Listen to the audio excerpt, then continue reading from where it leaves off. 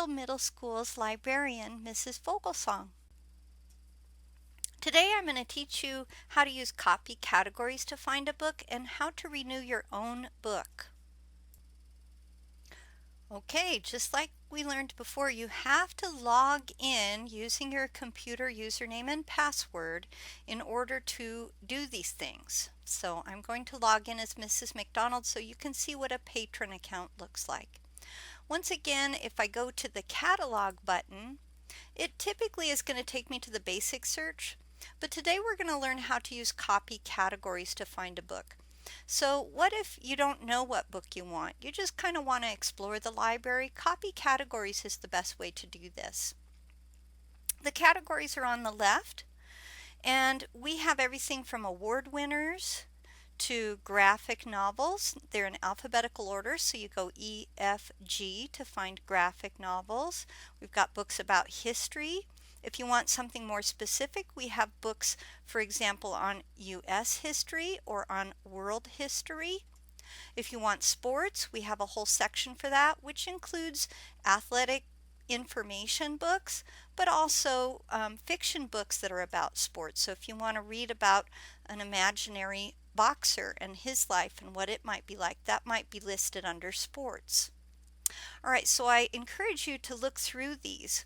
Most kids like the graphic novels, and I will warn you that the graphic novels at the top of the list tend to get checked out the most. So Adventure Time is almost always checked out because it appears at the top of the list. If you want to see all of the items in your list, you want to hit the Show All button. And that way you can scroll down a little bit and you won't see the ones that are checked out the most. You might see other ones that are checked out a lot. For example, the Captain Underpants are quite popular, but also anything Diary of a Wimpy Kid is very popular.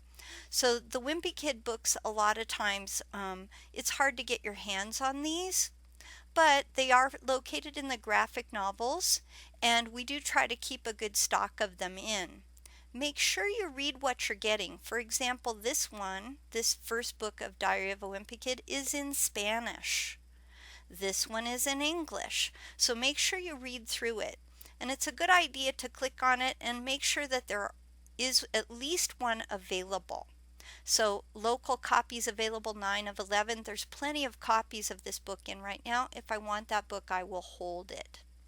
Now, what if you're wondering, do I already have a graphic novel out? Because you're only allowed one graphic novel.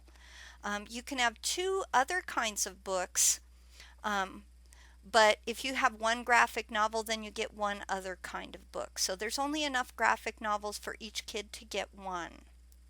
But if you want to see if you've already got a graphic novel out, look in My Info and it will show what you have checked out. So it looks like Mrs. McDonald has Harry Potter and the Sorcerer's Stone. So if you have a book overdue, it's going to say over here that it's overdue, and that means you need to return it to the library's drop box. If you want to renew your book, it will offer that on this line under Patron My Info, Patron Status. Okay, let's take a closer look at Mrs. McDonald's book. So on the left where it says items out, it also tells the due date, when your book will be due. The title of the book, if she had 2 books, they would both be listed here.